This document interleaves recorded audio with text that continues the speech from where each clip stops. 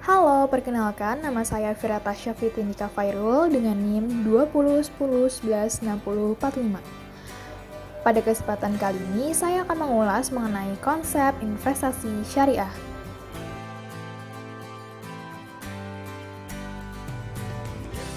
Materi yang akan saya bahas pada kesempatan kali ini yang pertama adalah definisi investasi syariah, hukum investasi syariah, jenis-jenis investasi syariah, keuntungan dan risiko investasi syariah, cara melakukan investasi syariah, dan terakhir investasi syariah versus konvensional. Pertama merupakan definisi investasi syariah. Merupakan investasi yang hanya dapat dilakukan di instrumen keuangan dengan sistem sesuai syariat. Dalam hal ini, instrumen investasi tersebut ditentukan dan diawasi oleh MUI. Fatwa DSN MUI menjadi prinsip hukum syariah di pasar modal syariah. Dengan berpedoman pada prinsip hukum syariah, OJK menerbitkan peraturan terkait investasi syariah. Bagian selanjutnya ialah hukum investasi syariah berdasarkan Fatwa MUI. Sebagai negara dengan penduduk muslim terbesar, MUI berperan dalam memberi pedoman agar umat Islam melakukan aktivitas ekonomi atau muamalah dengan memperhatikan etika dan hukum ekonomi syariah. Terkait investasi yang ada hubungannya dengan pasar modal, DSN MUI sejauh ini telah mengeluarkan 14 fatwa. Berikut fatwa-fatwanya.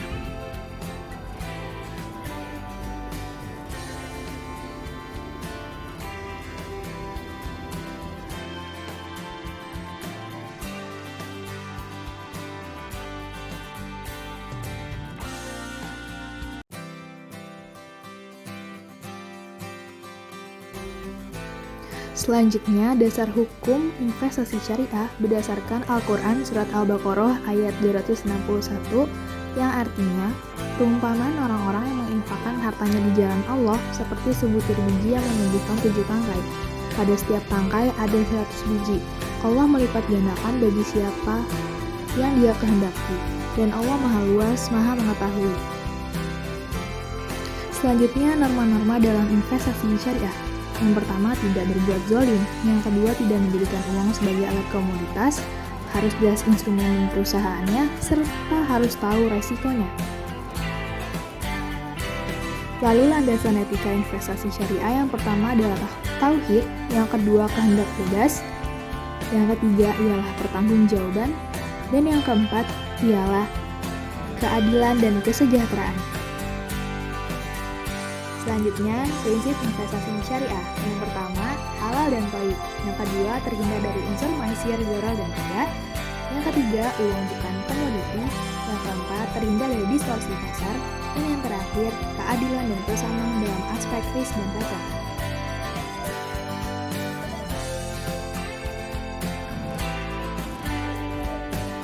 Selanjutnya, kita harus mengetahui tujuan investasi syariah. Yang pertama, untuk mengejar ridha Allah, ini sesuai dengan janji syariah. Yang kedua, memperoleh keuntungan moral. Dan yang ketiga, untuk menolong, dalam hal ini untuk membantu perputaran ekonomi. Kita juga harus mengetahui proses investasi syariah. Selain tujuan investasi syariah tadi, kita juga harus menentukan tujuan, apakah untuk jangka pendek atau jangka panjang. Yang kedua, kita harus bisa menganalisa sekuritas. Yang ketiga, membentuk portofolio. Yang terakhir, revisi dan mengevaluasi kinerja portofolio. Kita juga harus memperhatikan aspek-aspek investasi syariah. Yang pertama, materi dan finansial, kehalalan, serta sosial dan lingkungan. Selanjutnya, terdapat sejarah singkat pasar modal syariah di Indonesia. Munculnya reksadana syariah pertama kali di tahun 1997. Saat itu, Jakarta Islamic Index atau JII diperkenalkan sebagai indeks saham syariah pertama. Sejumlah fatwa pun diterbitkan agar umat Islam merasa manfaat investasi syariah. Yang pertama, bebas dari unsur maghrib atau maisir, gharar, dan riba. Yang kedua, terdapat kepastian akad seperti akad istisna, kafalah, mudharabah, musyarakah, dan wakalah. Dan yang terakhir, sesuai fatwa MUI yang telah dipaparkan pada slide sebelumnya. Selanjutnya, kita akan mengulas berbagai macam jenis-jenis investasi syariah. Jenis yang pertama ialah reksadana syariah. Jenisnya sangat bervariasi, mulai dari pasar uang, pendapatan tetap, campuran, hingga saham.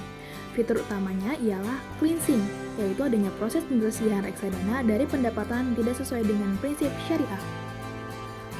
Pendapatan yang mengendap di bank kustodian merupakan dana yang mengendap yang diakibatkan manajer investasi terlambat menginvestasikan dana tersebut. Jenis yang selanjutnya ialah saham syariah. Sejak 1 Desember 2018, terdapat 407 saham yang terdaftar dalam Efek Indeks Saham Syariah Indonesia atau ISSI. Konsep saham syariah merupakan konsep kegiatan musyarakah atau syirkah, yaitu penyertaan modal dengan hak bagi hasil usaha. Tentunya, bank konvensional, miras, rokok itu tidak diperbolehkan untuk masuk ke dalam saham syariah. Selanjutnya, sukuk negara retail. Ini merupakan investasi yang paling aman karena merupakan surat utang negara yang tentunya sudah dijamin oleh negara. Pemesanan ini bisa dilakukan di bank-bank syariah di Indonesia dengan menggunakan akad ijaroh. Hanya warga Indonesia yang bisa memesan sukuk ini dengan minimal pembelian 1 juta dengan imbal hasil kurang lebih 7 hingga 8%. Selanjutnya ialah investasi emas. Per 14 September 2022, harga emas Antam yaitu sebesar 950.000 per gram. Investasi satu ini juga sangat minim risiko serta aman untuk jangka panjang. Selanjutnya, investasi obligasi syariah. Obligasi syariah adalah surat-surat berharga jangka panjang yang berprinsip syariah dan dikeluarkan emiten kepada pemegang surat obligasi berbentuk bagi hasil dan pembayaran kembali dana obligasi pada jatuh tempo tertentu. Menggunakan akad ijaroh, istisna, salam, murabahah, mudharabah, serta musyarakah. Investasi ini menekankan pada tingkat rasio bagi hasil atau nisbah yang besarannya telah disepakati sebelumnya.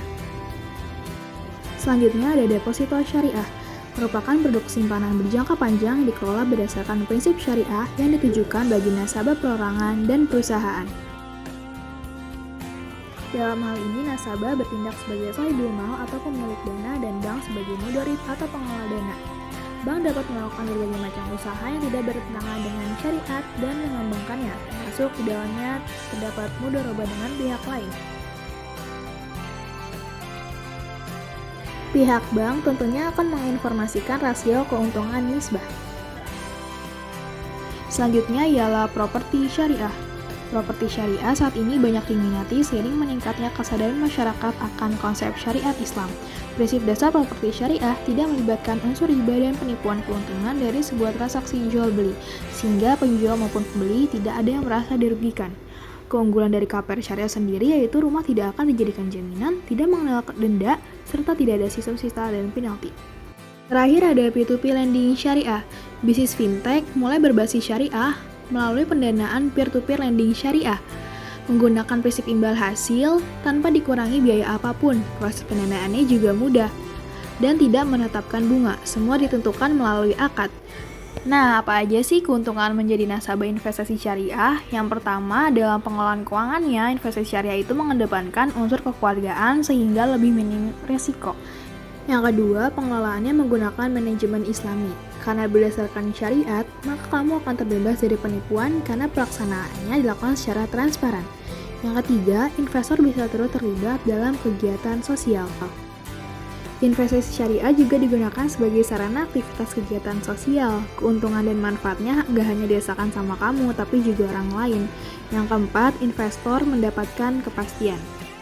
Hal ini karena penerapannya berpedoman kepada kejelasan setiap ketentuannya yang tertera melalui akad. Dan yang terakhir tentunya bersifat halal dan bebas dari riba. Nah, setelah membahas keuntungan, rasanya belum pas jika kita tidak mengulas mengenai resiko menjadi investor pada investasi syariah. Resiko yang pertama ialah kehilangan modal. Hampir semua investasi memiliki ketidakpastian di masa depan.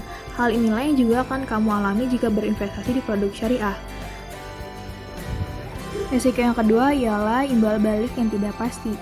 Kalau investasi di konvensional menjanjikan imbal balik atau return yang tetap setiap bulan atau jangka tahunan, maka investasi syariah sebaliknya, sifat return syariah tidak pasti karena mengikuti tren pasar yang fluktuatif. Untuk itu, instrumen syariah menggunakan sistem bagi hasil dan tidak melakukan adanya riba. Maka nilai real modal waktu yang kamu tanam akan kembali pada nilai yang sama. Yang terakhir, sulit menjual produk investasi. Lalu bagaimana sih cara berinvestasi syariah? Saat ini ada banyak cara melakukan investasi syariah, apalagi kita bisa berinvestasi secara online. Yang pertama, kita bisa berinvestasi melalui marketplace yang bekerja sama dengan perusahaan efek. Kedua, ada agen penjual efek reksadana atau APRD. Ketiga, ada perusahaan penyedia sistem online trading syariah. Lalu ada bank syariah, dan yang terakhir ada manajer investasi. Pastikan juga kamu berinvestasi pada perusahaan yang telah mengantongi izin OJK dan telah sesuai dengan syariat. Selanjutnya, kita akan membahas mengenai perbedaan investasi syariah dan konvensional. Untuk membedakan investasi syariah dan konven sebenarnya tidak terlalu sulit. Selain melihat nama produk, biasanya syariah disertai lambang IB. Perbedaan pertama ialah perolehan keuntungan.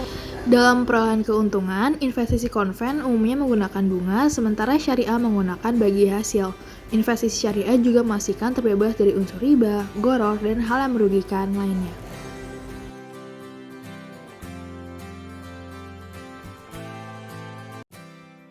Perbedaan yang paling mendasar selanjutnya ialah terletak pada akad. Investasi konvensional terkesan lebih simpel karena menekankan kesepakatan tanpa ada aturan halal atau haram. Hal ini tidak berlaku pada investasi syariah yang harus diawali oleh akad. Akad syariah meliputi akad kerjasama atau musyarakah, sewa menyewa atau ijarah, dan akad bagi hasil atau mudharabah. Selanjutnya terletak pada tujuan investasi. Di konvensional umumnya untuk meraih return setinggi-tingginya. Sebaliknya di syariah tidak semata-mata hanya return, tapi juga mengedepankan social responsible investment atau SRI, yang merupakan strategi menggabungkan antara perolehan keuntungan sebesar-besarnya dengan kebajikan sosial.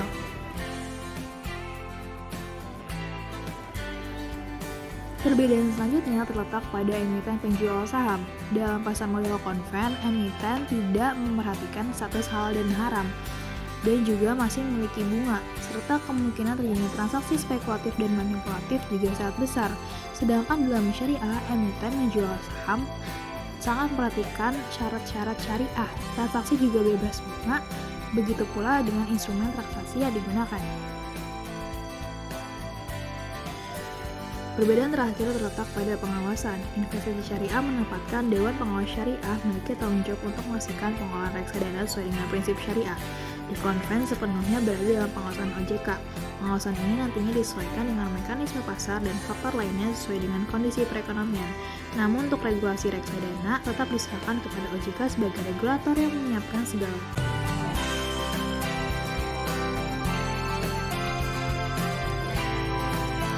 Sekian pemaparan dari saya mengenai konsep investasi syariah. Mohon maaf apabila terdapat banyak kekurangan dalam pemaparan ini. Wassalamualaikum warahmatullahi wabarakatuh.